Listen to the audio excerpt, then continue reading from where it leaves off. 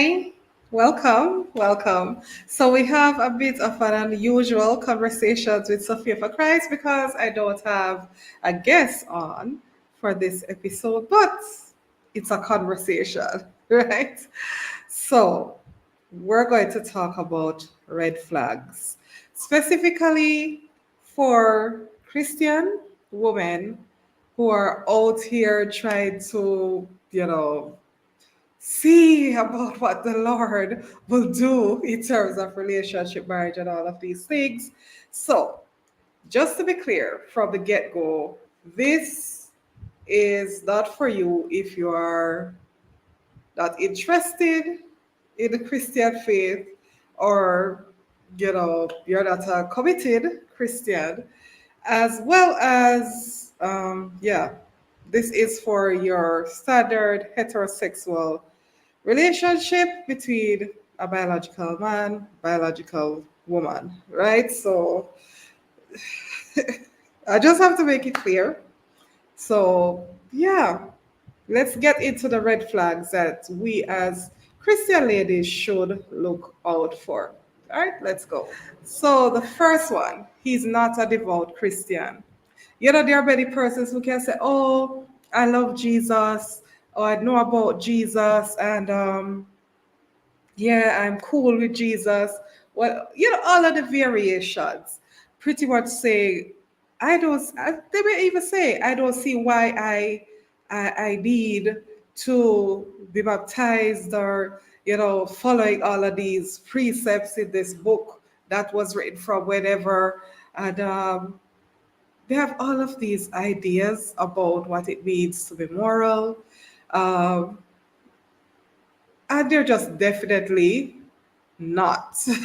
They're not aligned with what you believe in, with your faith, or anything at all. They're just not aligned. And as Amos 3 verse 3 says, can two walk together unless they agree? And we know the answer is no, because it's impossible to be walking together with someone to the same destination. And for one person to start going the other direction, you're still going to get to the same destination, right? So a lot of us, I refer to it as missionary dating. They believe that, oh yeah, I'm going to convert him, my sister. Truth of the matter is, he will convert you before you convert him. Okay, so first major red flag, if you're born again, committed, Christian child of God, and you seek to live your life according to biblical principles, the major one, if he's not a devout Christian, then yeah. And devout means that it's not just, oh, there was a time we got baptized, a time we got filled with the Holy Spirit, a time when he used to go to church. It has to be that he is actively practicing what he claims to believe. And it's important that he's also involved in, his church activities and so forth. All right, so that's the first one. The second one, marriage is not about his priorities. So it may be that he's anti-marriage, totally. It's a piece of paper where you tell him about, we can love each other, I believe in love, all of these things. Yeah, problem. Marriage is not among his priorities, whether totally, or it may be that he said, oh, um, or it's far down in his list if it's on his priority list. So he's like very much focused on getting other things done before considering getting married. So it's, I don't know, from the start that if he says that he's not into marriage and it's your desire as a Christian lady to get married and to have your children and you're all serving God together, if he doesn't even want to get married, no, that's not the will of God for you. He doesn't want to get married. And again, just like the whole matter of him being not being a Christian or not being a committed Christian, him not wanting to get married, you're not going to be able to convert him from that position. He may lie and tell you, oh yeah, you're special. Of course I'll get married to you sometime in the future as his couple. but you're really not going to change his stance on marriage. And what's more likely going to happen is that he's going to try to get you to do the whole moving, have at least one baby, and then when you look, you have two, three, four babies and no wedding ring in sight, and then you just end up being the forever girlfriend or the forever baby mother, which is not just your life that's being affected, but also the lives of your children. So, if marriage is not among his priorities and he's not definitely anti marriage, red flag, red flag, red flag, no. If it's the case that it's not high on his list of priorities right now, and he's a committed Christian, but then also for you it's not high on your list of priorities, then yes, I can see where, like, if you're going to school or you're doing something in that nature where you need to be focused for some duration, then yeah, probably that can work out. But if you are ready for marriage and it's not high on his list of priorities right now, then that is also, like, I want to say outright red flag, but it kind of reddish. So just beware. Red flag number 3, he disregards your values. And of course, as Christians, we should be living our lives according to biblical principles. The major one is no sex before marriage. And if it's the case that he claims to be a Christian, but then he's pressuring you for sex, he's pressuring you for, oh, let me see, touch it, whatever, and all of these things, regardless of what he may appear to be on the surface of things. If when you get to know him even more, he is not professing those Christian values, he is not, well, he may be professing them, but if he's not living them, then you know that, it's red flag, serious red flag. Because we know that fornication, that's sex outside of marriage. Fornication is not just a matter of a sin against God, but it's a sin against our own bodies. So if he is disregarding your values of keeping yourself till marriage, or even if you fell before and you're now celibate, I say going to be celibate till marriage, and he is pushing it, or even he tries the guilt trip thing of saying, oh, but you had it before with these other persons, so why are you holding out on me now? I'm going to marry you after all. No.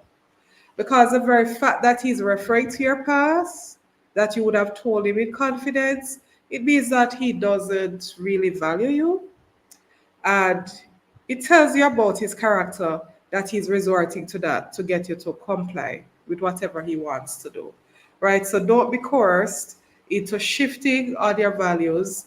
And also another tactic is that they'll say, oh, you're too stuck up, or you're too serious, or you don't have to take life that serious. And it's like they're again attacking you. The fact that you have values, the fact that you have standards, they're trying to get you to drop your standards, devalue yourself so that they can be comfortably doing whatever they want. And no relationship and no, need to be coupled up or booed up or them sort of things. It's not worth your peace of mind. It's not worth, definitely not worth your salvation. It's definitely not worth your relationship with Jesus Christ. Right? So if he's disregarding your values, that's a major thing. And it's not just the whole matter of the whole fornication, that having sex before marriage, but if he's disregarding the fact that you're ambitious, the fact that you're driven, the fact that you're a go-getter, and the fact that you're growing in your career, because there are men who are intimidated by a woman who is successful, and a woman who, and this is not success outside of the will of God, a woman who is going forth and living purpose driven, in every area of our lives. There are some men that will be intimidated, and others who will be intimidated, but they'll mask it and they try to tell you, oh, you don't have to be that much, or you don't have to be that whatever it is, or you love, body too much. You're not asking for money though, but you always focus on body, you always focus on all of these achievements. And in this era, nah, we're not going to be doing that. Okay? We're not going to be doing that. You have your values, but you maintain them. Trust me, the Lord is going to bring that man across your path that will be compatible with your values. All right, so keep your heads high, hold on to your values, and hold on to your relationship with Christ. The other red flag, he does not see his future with you. And this may be you have to be very, for this one, you have to be very good at listening to what is said instead of what you hope is said or what you think is being said. Just listening to what is actually said. Because a lot of times when someone doesn't see you as their future and they're in conversation with you, it's a whole lot of me, or he's referring to himself and other persons, but it's never us, we, you're not being included, not even in his conversations about, what he's going to do in the future. You're not being included at all. That just tells you that deep down in his subconscious, you're not going to be around him anyway. He's just letting you in on what he thinks he's going to be doing in the future, but you will not be there. All right, so major red flag. He's not seeing you as a part of his future, so do not go building that beautiful home, family home, with the white picket fences and all of these things and all the children to go along with it. All right, him not like you that much. Sorry, not being mean. Yeah, but it's best if we tell each other the truth, don't? So that will spare us any heartaches. And don't push it. Don't try to make sure. Say we clone you in his future, right? Anybody who is forced will not be the most effective loving spouse. Yeah. Five. So he hides you. This undercover relationship, this secret service relationship where nobody in the church knows that you're dating, nobody in his family know about you, you don't know them. And even if you go to the same church, they don't know that you are talking. It's always whenever, say you're in the same church setting, he's referring to you as his friend and these things. And also his close friends though, his long time solid friends. You haven't met any of those, the friends that when he's talking about his childhood and he's still in connection with them even though, and he's referring to him meeting them and they're going out to do whatever, and you are not included in that. Red flag. Of course, let me qualify it. If it's the case that it's still early days yet, when you're just getting to know each other, well, yes, that's understandable. But it cannot be like it's several months of you agreeing that okay, then we are going, we're in a courtship now. And courtship means that definitely the church should know about your relationship. Definitely you should be doing some sort of premarital counseling, all of these things.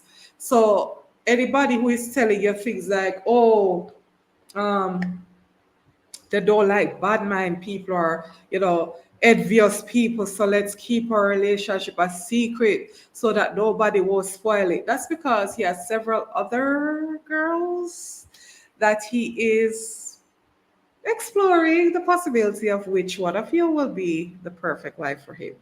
So because he's auditioning other people, that's why he doesn't want to make his family members know about you or his close friends know about you, or if it's in a church setting, well, definitely would be the church setting. I should also add, he doesn't want the church leadership definitely to know that you are a couple.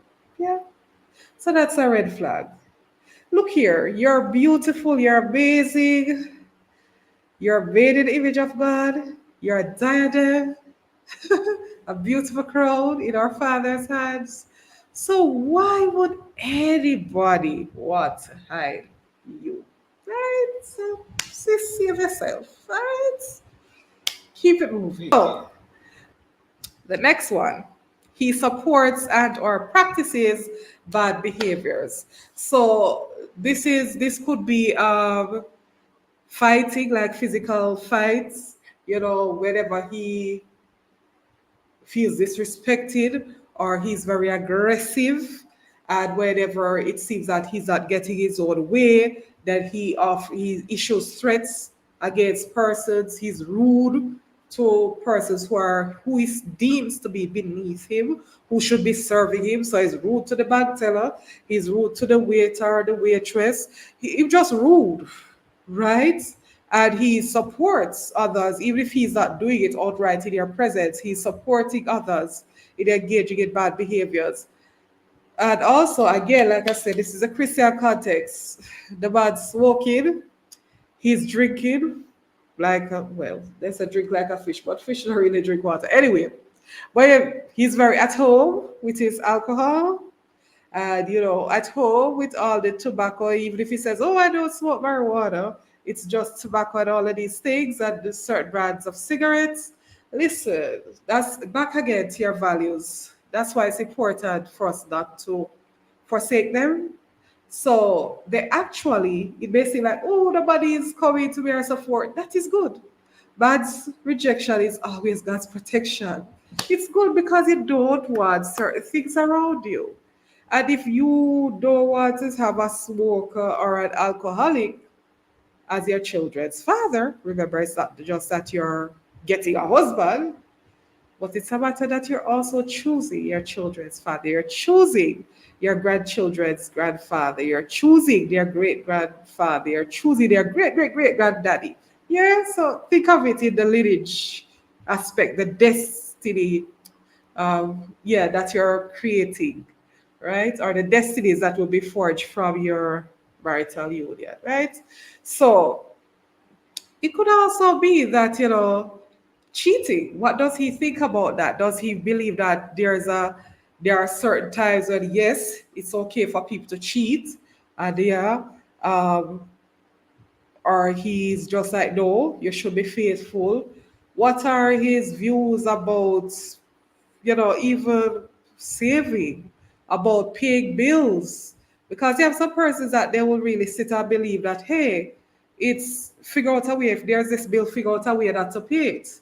If there's this obligation, figure out a way not to fulfill it. Because, you're a sucker if you're paying bills, you're a sucker if you're doing the right things yourself. There are persons who really have those mindsets. So it's again listening keenly to what is said and not what you want to hear, but what is actually said and how the person is actually behaving. It's going to reveal a whole lot. All right, so there are many other things about bad behaviors. Hey, leave them in the comment section below. And of course, this list is not exhaustive, but we continue. So leave the other things down below. All right, he has a wandering eye and or he cheats. Surprise! If he's cheating right now in courtship, then guess what gonna happen? He gonna cheat in a marriage. So yeah. And then when he cheats when you're married, he will tell you that you had no issues with him cheating when you didn't talk because you continued with the relationship. And he has a routine down pat wherein he is, you know, he knows that he cheats, he gets caught, you freak out, you cry, and then he tells you he's sorry, he tells you that he broke up with a girl, and then he buy you some gifts, or take you up on a trip, or take you out to a nice dinner, and then you are back together again. So of course, when you see them cycles, they have the breakup, come together, break up, come together, break up, come together. Look here, stop it, stop it. Worse, you break up over somebody else, or if even if it's not the same girl, it's the same issue, woman problem, you're going to be plagued with having him always looking at other women and not just looking but being with them. And in this day and age of not just, oh, he's cheating and the emotional impact, but there's so many STDs, there's HIV, there's AIDS. You understand? And you have some of the STDs that are incurable that can even affect you once he infects you from his escapades out the road. It can even impact your childbearing, right? So be careful. And it may not even that you have evidence that he's cheating outright, but him eyes a girl pass or a skirt kind of short, and then you look her top to bottom. And then she walk on the edge, just a follow at the neck. Hey,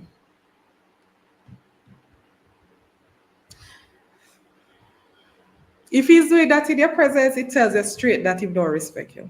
He don't respect you. He's outright looking intensely staring at another woman while you are there. You're also a woman.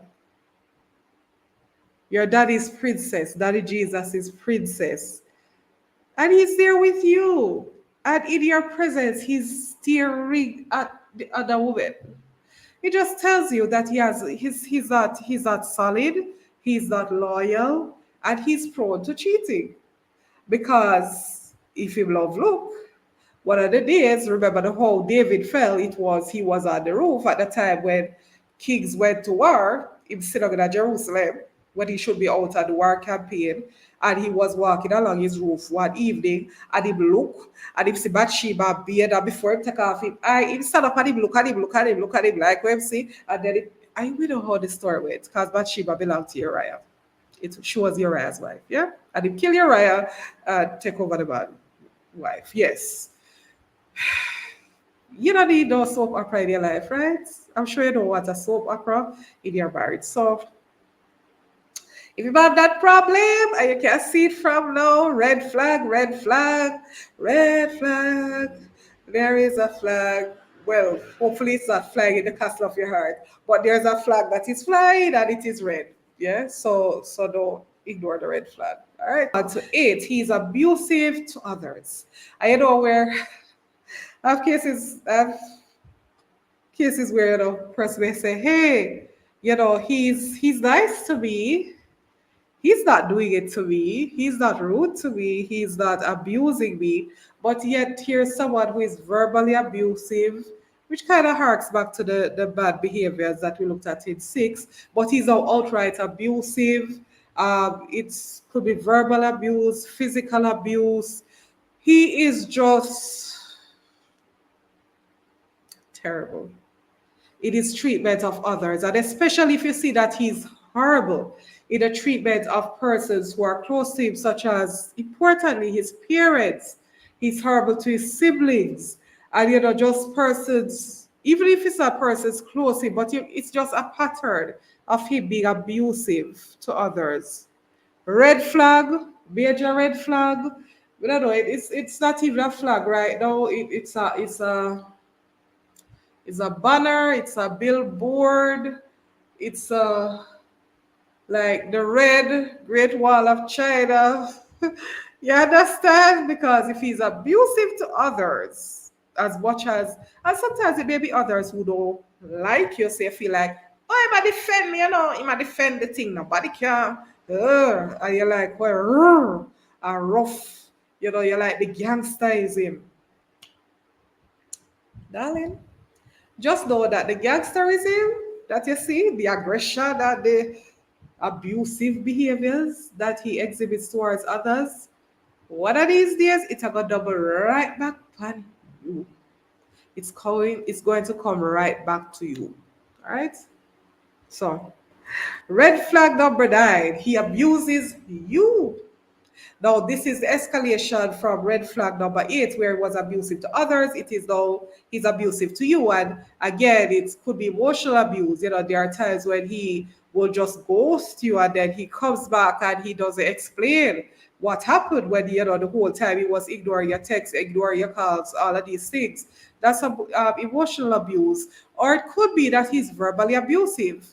He talks down to you about, it could be back again your values, your goals, your dreams. He talks down to you about your appearance, or what you could do to look better. What, I don't want to go out with you because you don't have a good dress sense, or just all of these things. He's just putting you down. And the verbal abuse, it may start out subtle, and then he notices that you never say anything, you never stop him in his tracks, and you're there agreeing with him, thinking that, oh, I just want to improve. Yeah, there's a difference between someone issuing helpful tips versus someone who just really wants to pull down your self-esteem and trample it in the bud. So if you let the slights go by, then he increases it where he's more insulting, he's more, rude with the comments. I keep letting it go, and then, you're there, oh, he apologized. Oh, that means that he's okay with it. You're not okay with it. He knew that he was wrong and he said sorry. Listen, I will do this for Christianity, right? So if you repent, it means that it should be a changing in the behavior, though. So he continues with the verbal abuse. Then there's also the physical abuse, which tends to follow after the emotional. He has now got you hooked and attached to him, and he knows, oh, I can't go, sir. She's not going anywhere. I can diss her or disrespect her in any way. She's not going anywhere. That's the verbal abuse. Then you have the physical abuse, which my mother, God rest her soul, she always says it starts off small. So it's a push. And then he said, oh, I never meant to do it. And then it moves from the push to the slap in the face. Then the slap gets heavier. Then it's like 1, 2. That means the 2 cheeks get slapped down. Your face we are talking about now. And then it continues, right? Where it's no longer that the hands are open. They are now forming fists. And it's the one punch in the shoulder. Not even Jesse must agree with that. And then beyond the punch, the one punch, then you get the 1, 2. Then at first it was just to the body, then it's to the face. And then finally you're getting kicked on the ground like a football. You have to be curled up in fetal position while he's raining blows on your left, right, center. Look here, stop it. And then every time he's coming back and say, oh, I'm sorry. No, he's not sorry. He wants to abuse you. He enjoys abusing you. And he has learned how to manipulate you into staying. Also, not reporting him to the police and pressing charges. And if you let that continue in courtship or in the relationship, and you make the mistake for marrying him, my dear, marriage will be worse. Right? Marriage actually makes the bad behaviors go like 100 times worse. It magnifies them. It was good behavior before, it magnifies those good behaviors. If it was bad behaviors, it magnifies those as well. And then you'll have no escape, pretty much. Well, when I said no escape, yeah, you can still press charges and get out, but it's way harder when you're living under the same roof with your abuser. Right? You have, and then worse, if you have children also. And when you're planning your escape, you have to be considering the kids, how to escape. So you see any form of abuse, you see how far went with the trajectory. So from its start, from the emotional neglect and his ghosting you, if him ghost you, make him stay like Casper. All right? Let him stay. You be good. God's got you. All right? Flag. And all puts your health and well-being at risk. And this is, yeah, somewhat related to the abuse before, but also this is a whole matter of him engaging in risky behaviors that put your health at risk. So harking back to the cheating matter and exposing you to STDs, HIV, AIDS, the physical abuse exposing you to long term, no matter how minor issues, minor damage also included to your body, soul, mind, and spirit, but also long-term disability. And the other one that tends to go under the radar, especially in Christendom, because the expectation is that if you're in a relationship, you're not supposed to be having sex with each other, and that's what we want to happen. But we don't say sometimes that is not what happens. So then a baby naturally comes on the scene, and little one makes his or her presence known from early on. And then Mr. Man just decides to say, hey, you're serving church. We serve in church. We cannot have this scandal. So I think you should go and have an abortion. Yeah. And even though you may not want it and you're resisting, but he's insisting that you must do this, or else he's going to break up with you. Sis, You have the sin of fornication. Do not add the sin of murder. Yes, obviously, pro life. Do not add the sin of murder to the sin of fornication. Keep your baby. As my mother says, is a 9-day wonder when a sister, I love my mother, God rest her soul, when a pregnant out of wedlock. Yes, there'll be the initial uproar. Oh my, I can't believe that sister so and so, or if you have a title in the church, has gotten pregnant out of marriage. There'll be that fallout initially, but guess what? You see, by the time the baby come, everybody forget how that baby came about, and everybody will just be saying, "Oh, what a cute little girlie! What a handsome little boy!" Everybody want to play with the baby. Everybody want to hold the baby. Everybody want to feed the baby, carry the baby. All of these things. Yeah. So keep your child, even if it means that the relationship goes south. You still have your child because that's a gift. It was premature, but every child, regardless of how they are conceived, is a blessing. The gift of life is a immeasurable blessing for our Heavenly Father. And the fact that a man claims that you are his future and he sees a future with you, and he's even thinking once you're in the family way to tell you, get rid of it, that tells you that him don't really mean you're no good. Because if he meant you any good, he would have said, "Oh, it's sad, say it happened, but I'm going to stick together with you, I'm going to support you." And yes, the wedding may have to put off a little bit, or, we have to shift the date or so, until after you have the child and all of these things, but we're going to get married. And he's there throughout the pregnancy, he's there throughout delivery, he's there, not just there physically, but also supporting financially. You're not a secret, all of these things, fine. But same time starts to them secrecy and he keeps pushing you to what will people say, what will people think. That tells you that even if it's another situation where it's adverse and people are going to talk, that he will not be in your corner. He will not support you. He will not be that strength, that backative, I was we say in Jamaica, that you would want to have in your husband. So that tells you a big red flag. It's all right. Let the man go and keep your child. Because you never know who the Lord will empower that child to be. Not just in your life, but in the lives of so many other persons in that child's generation and beyond. So keep your baby. So I believe that is it for the 10 red flags that we should watch out for as Christian ladies. If you have more red flags, please leave them in the comment section down below. I'd love to hear it. Also, please be sure to like, share, comment, subscribe, all the things. I'm not sure what else we can discuss or what will be happening going forward. Just as a heads up, you're used to the usual studies on this platform, Bible studies, so forth. But the Lord hasn't given me the go ahead for that for anymore just yet. So, yeah. So it means that we are going to just continue with these short